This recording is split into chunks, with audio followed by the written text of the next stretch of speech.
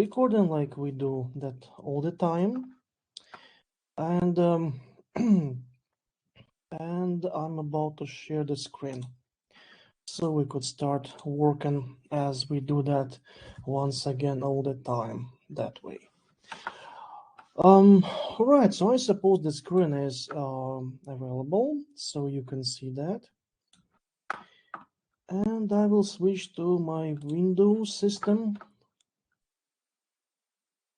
Okay, so as probably you have seen, today we have a subject related to data compression. We'll use a Python for this purpose, and we will overlook few methods how we can compress the data. And one of these methods will be probably we will make a programming of one of these methods, and you will have in your assignments a programming of two REST methods. We will have in our presentation, but we will have a talk about them. Okay, so that's the way, because we have quite limited time, so we have to somehow work on that. And I have seen that some of you try to connect. Okay, that's really awesome. That's really awesome. And let's go for our materials. Okay, so data compression. So probably the question for you guys from the beginning, what is the data compression and how do we use that, let's say, daily? So get the question for you.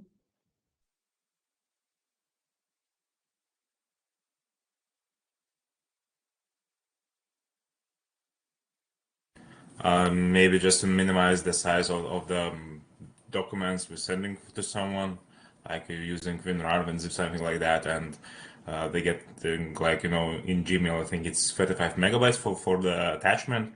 So we could send it to I don't know, to the customer, and get all the data he needs or documents, something like that. Yes, exactly. So literally there are a lot of tools, that allow us to make a compression of data.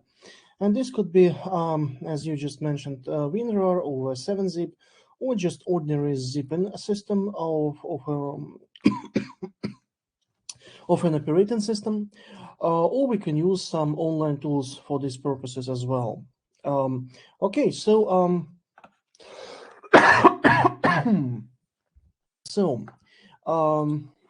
so literally we know what the data compression is. So basically these things is known for us. Well, for sure there are a lot of spheres and ways how we can make a compression, and in what manner we can make a compression.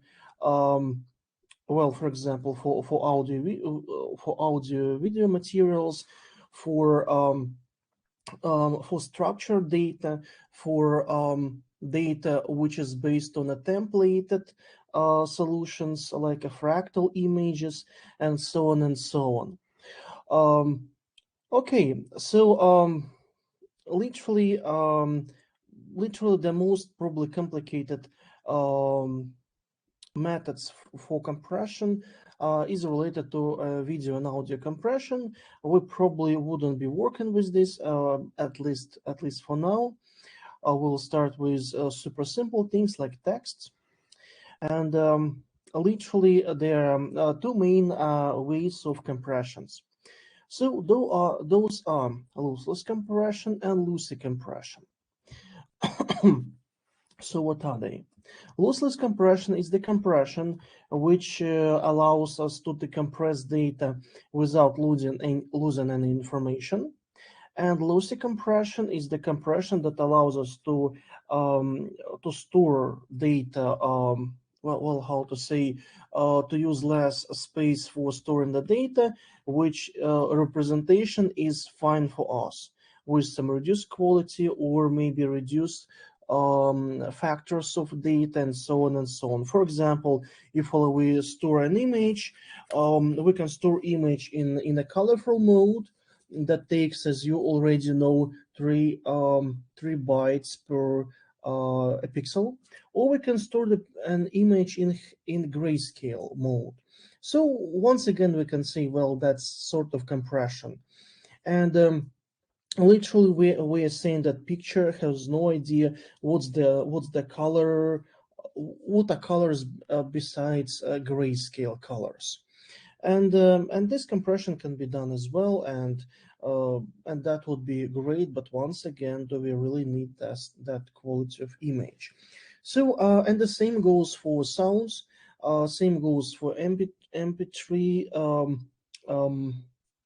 MPEG formats, and so on and so on. We're not gonna take a look on lossy compression methods. We'll use only compression methods that allows us to make a decompression of data afterwards. Okay. Well, maybe we can probably scroll a couple of things. Okay, about audiovisual things, we already had a small talk. So mostly in computers, audio and video decompression and compression happens using special libraries. Well, as you know, we call them codecs.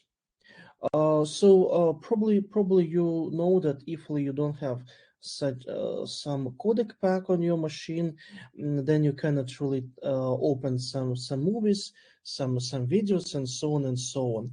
And once you install them, you can. Well, literally, what's the story about? The story is about special methods that allows you to receive a bunch of pixels based on your encoded data portion. So you give a data portion and you receive a bunch of pixels for one frame, or maybe a couple of frames. Same for the audio, actually. Okay, well, let's maybe okay, I suppose about I suppose about lossless and lossy methods, everything's clear. So we just well, in one case we can restore data, in another case we cannot do that. Well, technically we can, but we will not get the original data. So about these methods, what are those maybe exact names of methods? Well, for lossless methods, those are on len encoding, Huffman codes, or as it's called sometimes Huffman trees, and the Lempel-Ziv method. Better to say Lempel-Ziv range method. And about the lossy methods, so those JPG, MPG, MP3, and so on and so on. So let's talk about these methods. So the lossless methods are in comparison to lossy methods are quite slow. But anyways, as you understand, if you have few gigs of data, which you compress to several megabytes, you wouldn't like to lose this data for sure. After sending the data, well, for example, to your friends or maybe clients, so you would really need to decompress them. In the aspect of the image, well, image always can be just shown. Okay, the quality wouldn't be the great, but anyways, image is the image. You can always see that. Same with the sounds. So you can just make a compression, erasing some how to say halftones of those sounds, and that's it. So still you will hear something, but in the aspect of data it's not going that way. For example, we can remember that Caesar-Chipper algorithm. Once you have a mistake in your letters, you wouldn't get what's written there. Okay, so maybe about these codec methods we will not be talking because surely you can read everything from the presentation on your own. So let's maybe scroll a bit further, and maybe the first method which we'll overlook, and we will we'll try to make a programming of is the runtime encoding. So what's the principle of this? So first of all, I would like to say that if you wouldn't see any advantage of this method, I can a priori say that the advantage of this method happens on the binary codes only. So things which we'll overlook, those are only for demonstration purposes. So once again, for the binary codes, this method works really great. So what's the idea of this? So idea is super simple. We have some text, let's suppose like this one, and we are about to make a compression. And compression can happen using a so-called 2-byte case and 3-byte case. So what does it mean? What those names really mean? So the 3-byte case means that that encoded text will contain a symbol itself, and if it's reasonable, then it contains something like a delimiter, and then amount of appearances of a symbol. Well, in this case, we're using just the value, like 1, 2, 3, 4, 5, and so on till 9, because it will take just one character. Actually, to say this more correctly, we actually have a byte, so it means from a 0, so the values varies from a 0 to 255. But as you understand, we cannot really write 255 using one digit, so we will use in this demonstration case only a symbolic representation from a 0 to 9. Well, actually from 3 to 9, because if only you have one symbol, it's not it's not practical to use 3-symbol encoding for that. So you will have a dash 1. Well, why? The same for 2 symbols, right? So they stand one after one, another one, and we will replace that with b-2. Well, it's not reasonable, you know. So we do that only for cases when we have more than 3 symbols, or let's say starting with 3 symbols. But actually, even when it's 3, it's not reasonable, because why to spend some time on encoding when you will still have 3 characters in the source and in the end, like a d-3. So that's the idea. That's the method. Surely there are even another approaches when we use a couple of digits or a couple of bytes for numbers, and we don't use even a delimiter like it happens in this way. So you can see somewhere we have 0 after the symbol, somewhere we have a part of numbers like this decimals for 16, decimal for 10, and so on could be. That's the way how that works. So for binary codes, it goes much more interesting, much more nicely, because in the binary codes we have zeros, we have ones, and in most of the cases we have their combinations. And between those combinations, among those combinations, we can find out some gaps which are filled with bits, which are just repeated. Well, due to whatever factor, but they are repeated. And for binary system, this method makes, I would say, the best impact. So that's the idea. So here we have another way of making that. Well, once again, we don't really have a delimiter. We just write amount of repeated elements. The only problematic here would be, well, how to understand, well, what's the symbol or what's the values. Sorry, guys. So the question here would be, well, how to split them, how to understand what is the value we have to repeat and what is the amount of these symbols. That could be probably the most challenging part in this method. Okay, so here we have just another example with once again 3 bytes encoding. Yeah, so here we have 2 bytes encoding, and so on and so on. So surely where to put data before or after the symbol? Well, that's a good question. But once again, let's suppose you will have 3 symbols. But how do you know that you wouldn't have 3 symbols of digit 3? Well, nobody knows, right? So that makes this approach without a delimiter a bit confusing sometimes. Yeah, so there are even another examples of these things, but actually the principle is the same. Yeah, so that's the idea of this. So guys, is the method idea clear for you?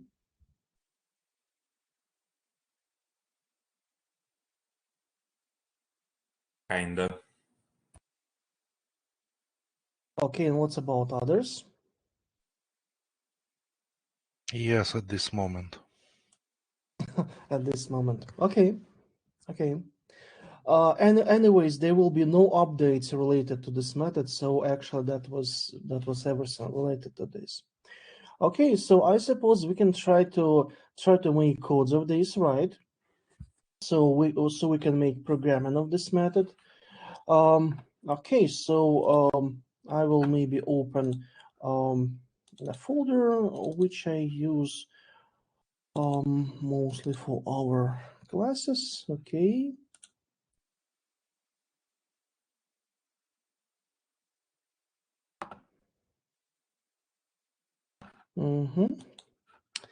And I will use the CMD window in which I will go through, well, yes, and I will visit this folder. Yeah, that's great. Okay, so literally what we'll be doing, so we'll be trying to make an encoding of the text, and probably we'll take the text which is mentioned in our slides.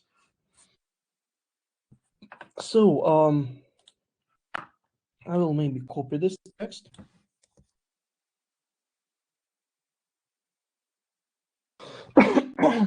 Okay, so we have to mention that somehow.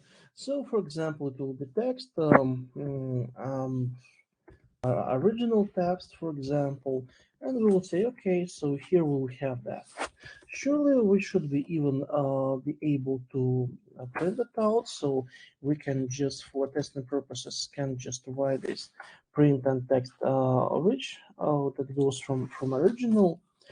So let's try to run it. Okay, so we have this text, and as you understand, we have to have somehow created encoding of that. Let's suppose we'll have some, let's say, a function that will encode the text. So we can place here some text. Okay, and surely in the end, I will make something like this. And surely in the end, we can make an encoding of the text. So encoded text will be equal to encode and then text original.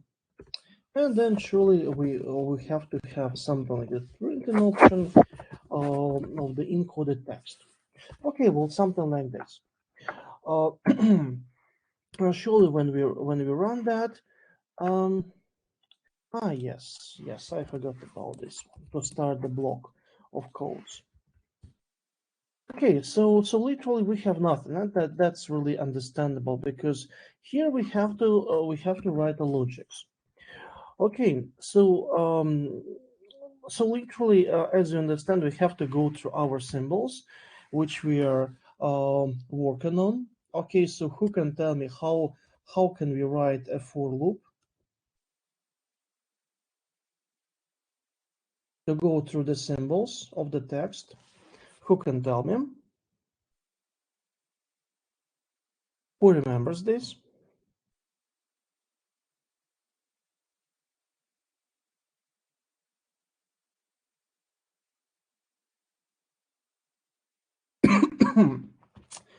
Okay, badly that there is a silence.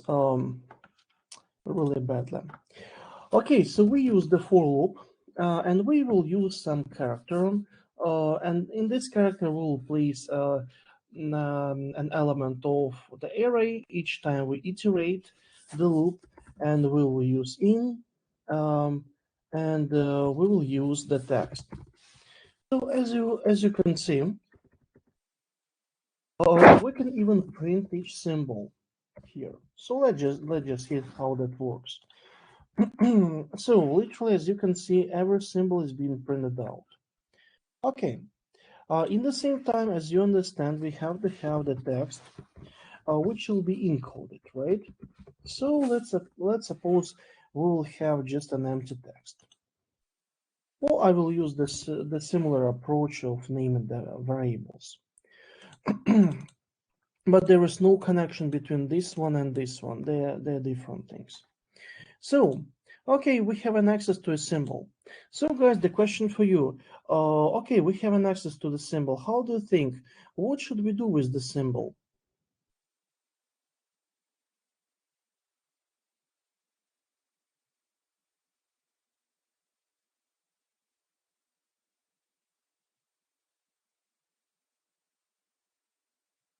Maybe we should compare to the next one. Exactly. Yes, if they are the same. Yes, exactly. So that means that since we go iteratively through the symbols, we have to know which symbol was previous one. So let's create a cpref, and let's suppose it will be equal to something a priori isn't available for us. Well, we can even make some trick using a character map, for example, and we can I have no idea. We can take some symbol.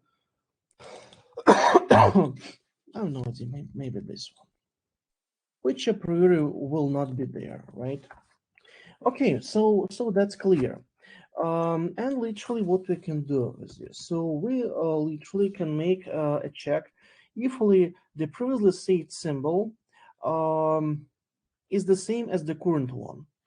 And if it's not so, then it means we found out the new symbol. So we have to save information about the previous symbol, information about appearance of that symbol, or if that's, and then we have to say, well, we have a new previous symbol, which appeared once. Literally, that's the way we can do. And otherwise, when the symbol is the same as previous one, we just increase the counter, and that's it. So let's see. So if the previous symbol is not the same as the symbol, okay, who can tell me how we can make comparison operator here? Who can tell me?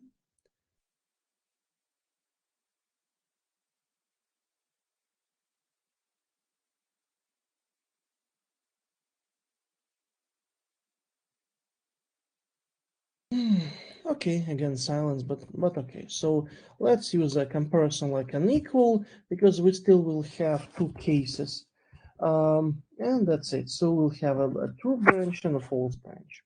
So if we have a false branch, so it means that we found out the new symbol. So if we have an information about the old symbol, so if so let's say if a previous symbol is not equal to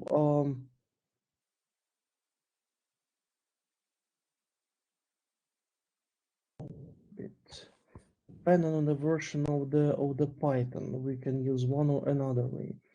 I don't really remember which one in this version, but let's see. So if the symbol is not the initial one, so we have a real previous symbol to save information about. And if it's so, then what we'll be doing?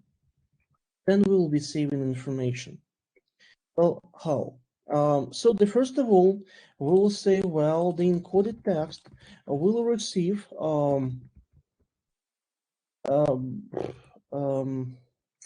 a previous symbol, plus there will be a dash, plus there will be amount of appearances, and for sure for amount of appearances we will have to have another maybe another variable which has to be defined previously before this block.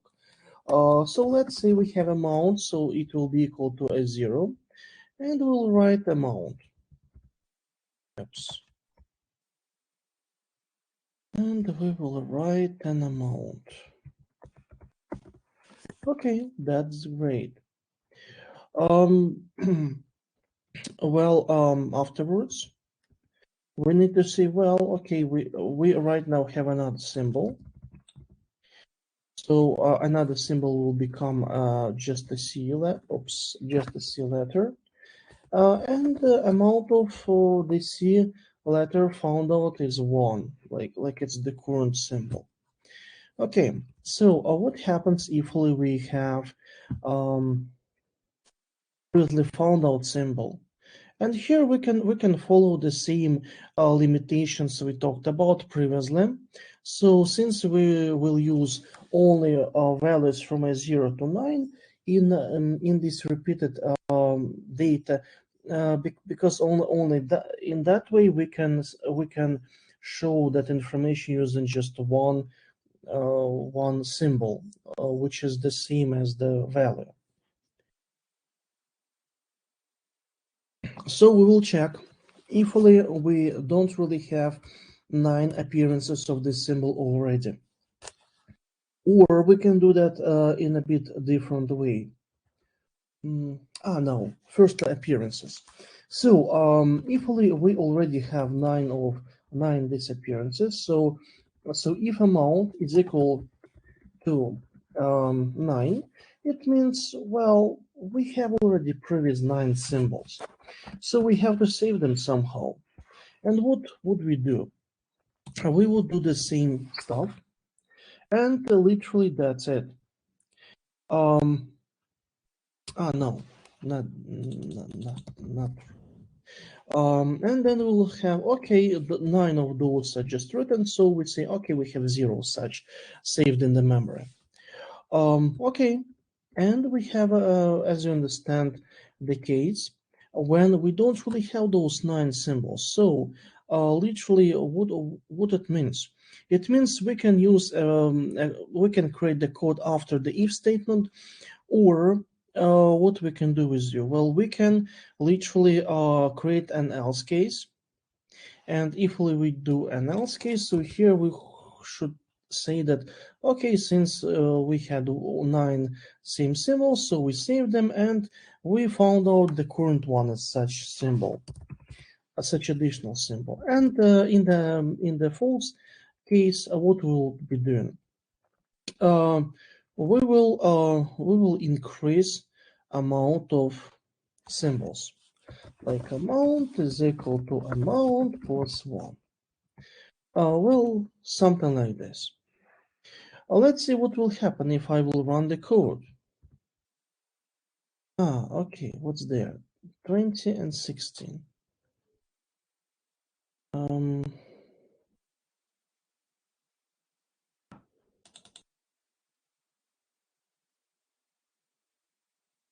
Okay, what's the problematic here? And text,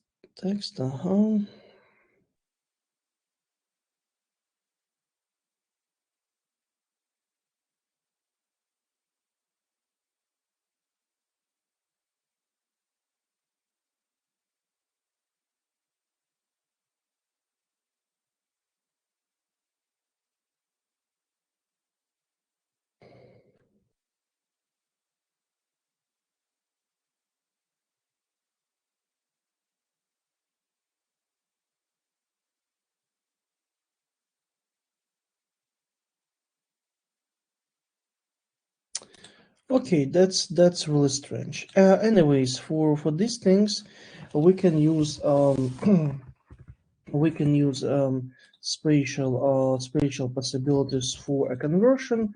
When we have these things, once again, it depends on the compiler actually. Let's see what we will receive. Yes.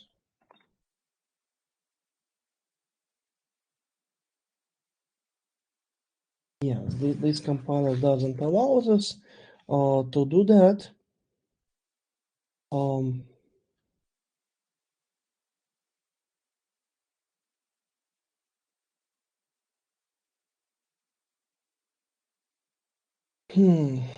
Okay, give me a second.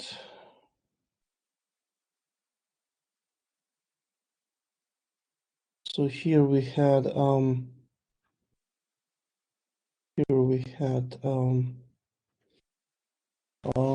function str, but actually there is even a data type which had to be used, but okay. If this version of Python doesn't allow us to do that, then it's fine. Okay, and that previous problem here disappeared. Okay, great.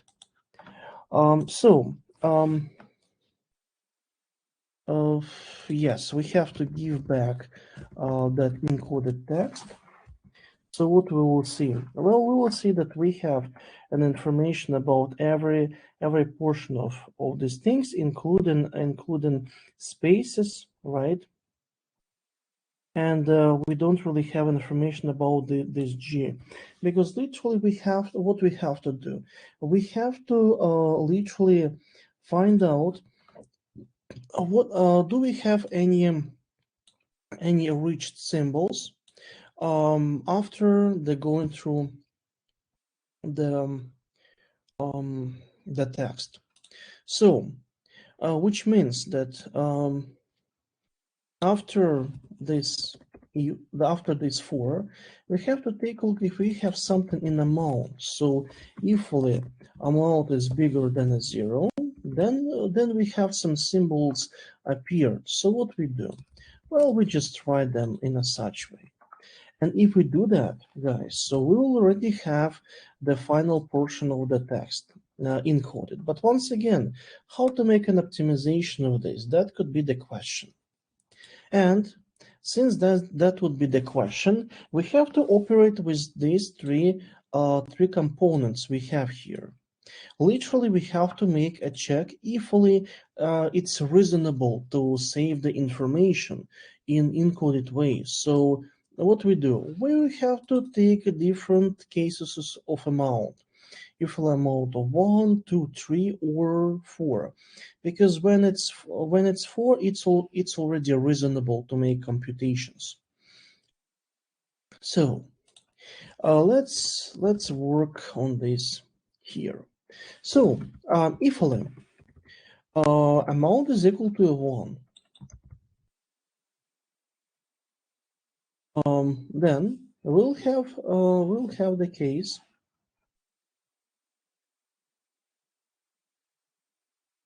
when we are just having the symbol itself. And surely this will be the else case. I think that's clear. Right. So what happens after this modification? Well, we surely will take a look on this. Similar approach can and has to be written here and here as well.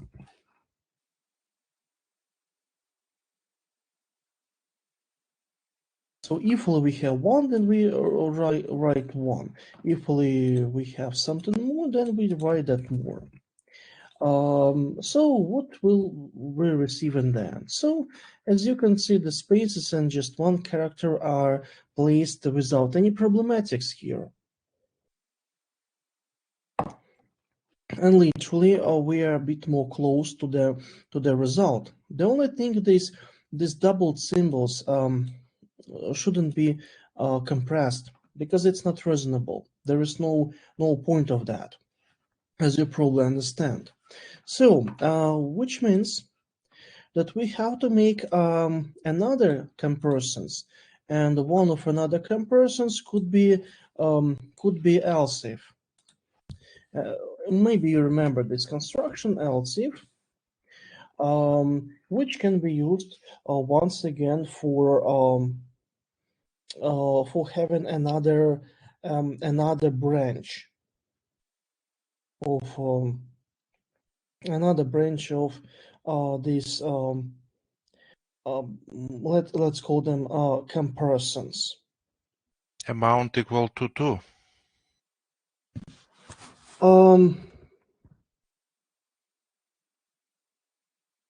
Yes, we have to have a condition for sure. Yes, 100%. So we will have an else if, but I'm just a bit curious why it's not highlighted here, and we just write if amount is equal to 2. Yes. I a bit incorrect place. I would need to write it here. Yes. Amount is equal to 2. Yes. And what we do, we can just write this part few times. Well, like this. Okay, let's copy this part to our all other texts, like here and here. And let's see what will happen. What we'll receive in the end. Okay. Wait a bit. Maybe you should write elif instead of else if. Okay, maybe those guys reduce things. Yes. So once again, I would like to say that lots of things are dependent on the version and implementation. Okay, so looks like they have only this a shorter version of this operation. Okay, it's not problematic at all. So as you can see, we don't really have our two symbols encoded into 3-byte encoding approach. Surely, as you understand probably already, we have to have even the keys of 3 symbols. Okay, we don't really have such case in our text, but we can add. Literally, we can add that part. So we'll have 3 symbols, and in case of 3 symbols, we'll have this one. Same for this part. So once again, if we will have 3 symbols, then we'll have 3 of them, like this. And you know, guys, let's add some additional symbols, like 3 symbols, like this, AAA, for example. And let's see if that will be encoded. No, it's not encoded. As you can see, that's been ignored as well, as it's necessary to be. Okay, looks like awesome thing.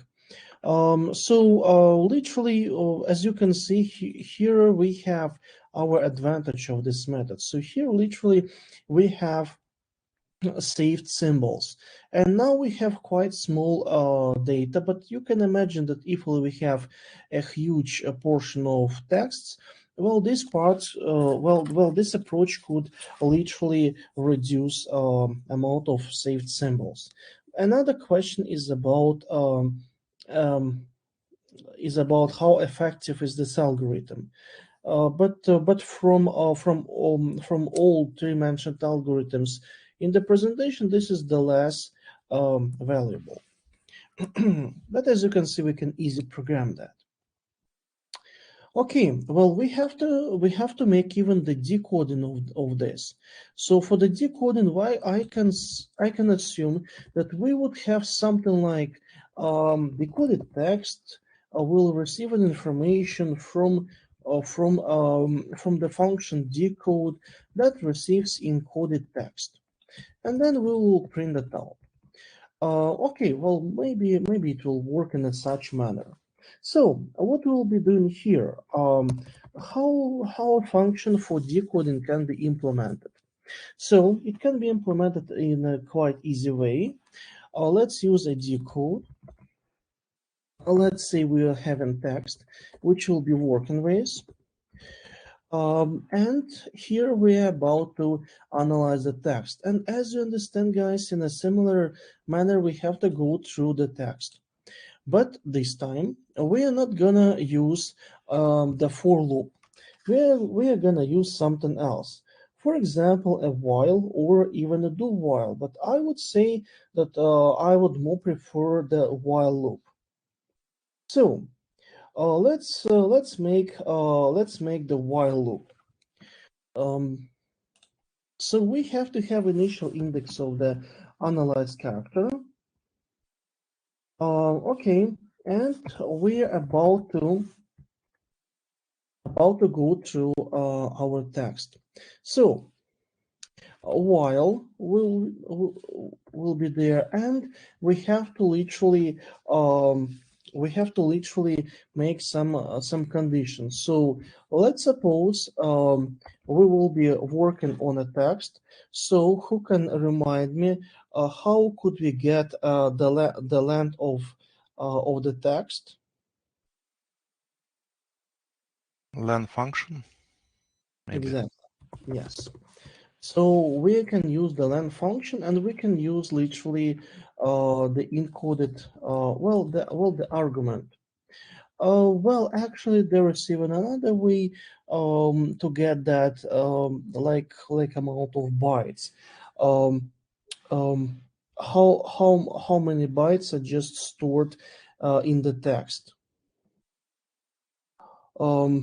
That's the idea. Okay, so what we'll be doing. And once again, there could be a short version of functions and long version of functions. Well, since this one didn't bring us else if, maybe we will have a shortened function of this only like a len. I suppose that this could happen, so let's just use a shorter version. So what's next? During each iteration, as you understand, we have to increase the I value, and then we can, for example, have an access to every symbol of encoded text. So let me show you. So we'll have text, and we'll have the element index I. Okay, so when we have that, let's run this. Okay, let's write I is equal to I is equal to I plus 1. Yeah. Okay, so what do we have? Literally, we have all our symbols plus a none. Okay. So in this case, it's the symbol that literally says that we have end of the text. So I will decrease this last symbol I will be working with, and at this moment, wait a bit. None is okay. From where none is going? Okay. We don't have a return here. That's why. So let's use some return, and let's create a variable in which we will store a decoded text. Okay, and we'll be analyzing these things. And right now we don't have to have any none. Yes, everything great. Okay, so what we have to do? Well, we have to go through symbols, right? And we have to literally find out if they are repeatable or non-repeatable. How this is possible to be done? Well, the story is super easy. If we're not located in the end of the text, then I would say we can take a look on the next character, and if the next character is dash, so that literally means only one thing. Well, there is even next symbol that says how many such symbols, I mean characters, which we found out, we will have in the text. Let's do that. So if we're not in the end, so that means if the I value is not equal to the len. That's great. There could be even another case when it's so. Then we just say that, okay, if we're in the end of the text, then there is nothing to catch from the text afterwards. So we say, well, the decoded text will be a decoded text and our last symbol. So it will be text I. So usually the last symbol which will be placed there. Let's check if that's so. Yes, we have to have some operation over here. Yeah, we have to. No idea what exactly to do there.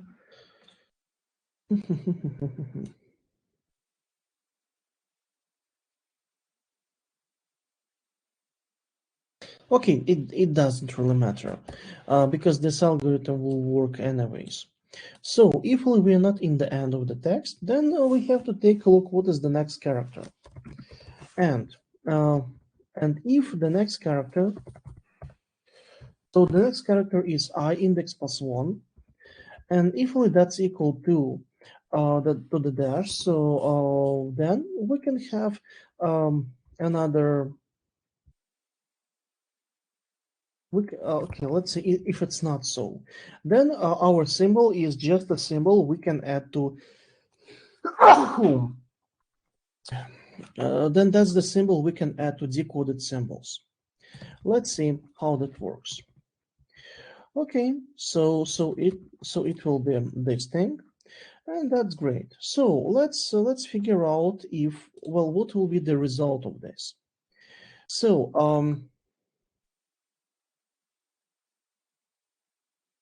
all right. So yes, the len. The len is the amount of them, which is for one value bigger than the greatest index. Yes. Yeah. So literally, what we will get, we'll get only symbols. Yeah. So we'll get only symbols after which there is no dash. Okay. Okay. The result is reasonable actually. Okay, so let's work on the case when the dash is found out. So it will be the else case. Okay, and we have to literally take even for some position more element in the line, and we have to literally print such amount of symbols. Well, how to do that? Literally, we can add a text, and there could be different types of doing that. Probably one of ways would be joining the value, which will be the array. For example, it will be our character text of the index I that goes from let's say for loop when we have some iterative variable in, and then we can have the range of, and then we can mention amount of symbols, which will be in the position I plus 2. But I'm not sure if this will work, because in some of versions of the Python, the latest range value is just not working correctly. But let's see. Probably instead of 5 symbols, we'll get 4, and instead of 9, we'll get 8. We have to take a look on that. Okay. Well, what do we have? So we have str object cannot be interpreted as an integer. Yes. So we have to use a data type. Okay, that's awesome. Okay, let's see. Yeah. So literally, Yes, literally we got these things. But as you understand, there is dash and there is value itself are in the decoded text. So how to deal with this? Well, if we do that, we have to probably increase the index of till the next element. It could be done using, for example, I is equal to I plus 3, like to the dash, to a number, and to the next symbol. And we can just terminate the current iteration using a continue. Well, here continue and break operators works in the same way as they work in C++. So, so I suppose these operators are just none for you. Okay, so let's see what we'll receive in the end. So, as you see in the end, we receive the initial value, initial text. So, as you can see, things are pretty easy. So guys, are there any questions related to this method and its implementation?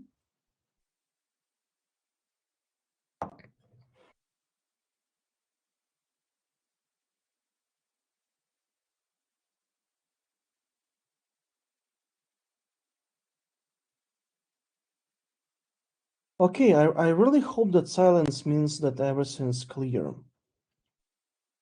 Because once again, I'm highlighting, you don't have to be shy to tell that something is not clear. All right, so that's about this method. Okay, let's see those other methods we can use. And surely we don't even have a time for maybe programming them, but let's talk about the meaning of them, how they are created. So, for example, a Huffman codes. Well, the story is super easy.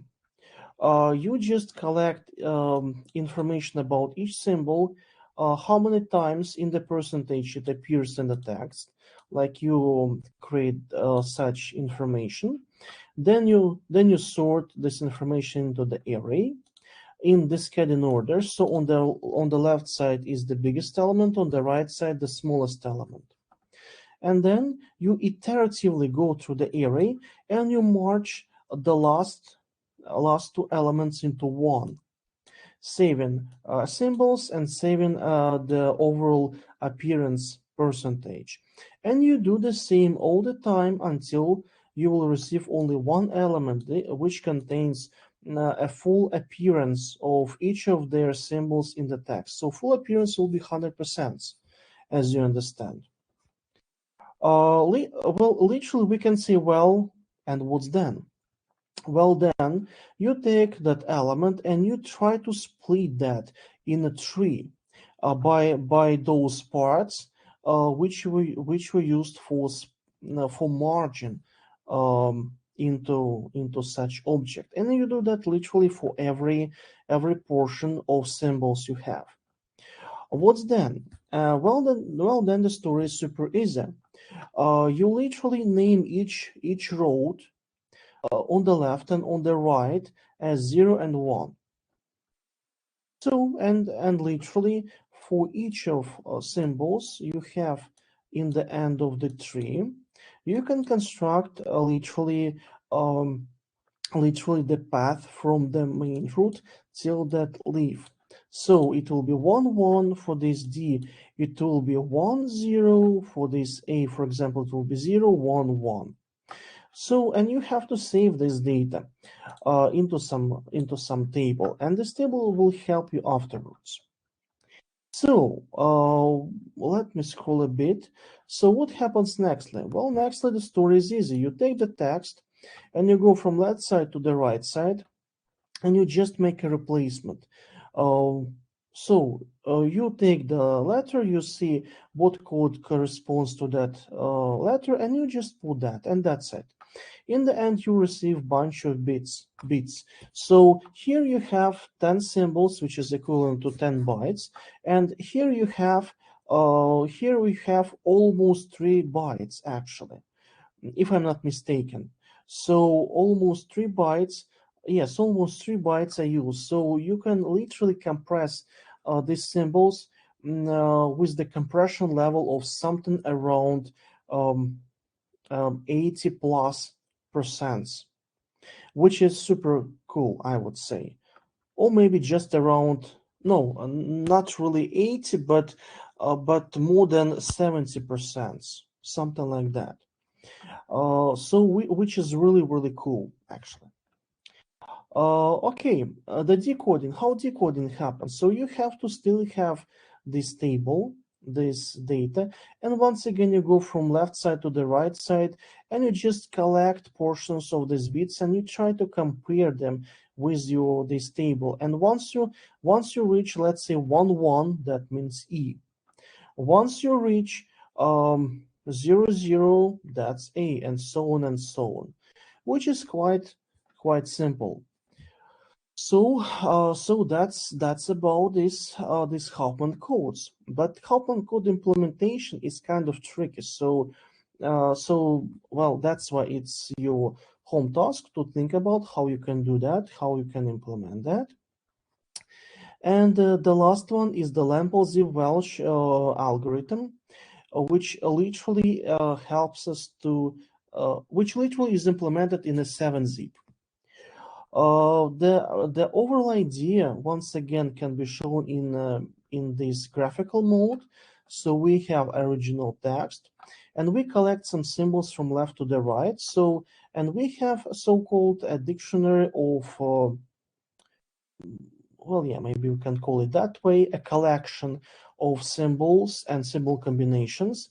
So we took B. If B is in our collection, no. So we put it in, we say it has number 1, and we place B into encoded text. Then we take A, is in the collection, no. So we place it in, we give its number, and we write A in encoded text. Then we take A is in the collection, so we add the next symbol B. AB is not in the collection, so we write it inside, and A is replaceable by the value, by the index, and then we write that index and symbol in the encoded text. And the same procedure goes for every other symbols. Literally, that's the full story about this. So as you can see, nothing super complicated. In the end, we receive such encoded text. Decoding happens in a similar manner, but only in the way, so let's say when we receive index and the symbol, we'll already replace that index by symbols which we have in the collection, and we write that into decoded text. So literally a super simple approach, but taking elements from the text is the same. Maybe during the decoding we just take an index plus symbol, but in the encoding we collect those symbols. So maybe that's the only difference. But anyways, in the result we receive a strict result which is the same as the original text. And that's the full story about actually these things. Surely we can even make some small algorithms about these things. We can, let's say, create some testing things, but this time we have no time for this because time is running out. So guys, that's the story about these encoding texts, so encoding methods, and I hope that until the next time I will see some solutions uploaded in a system. So guys, are there any questions for now? I know that it's something new, but still.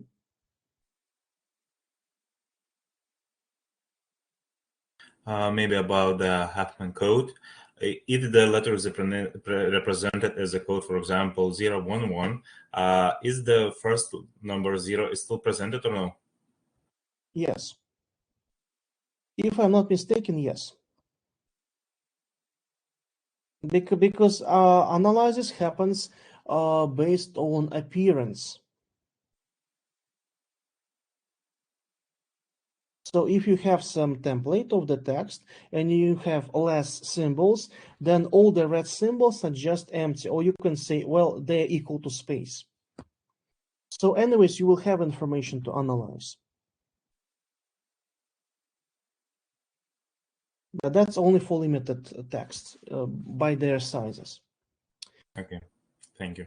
Okay, maybe any other questions?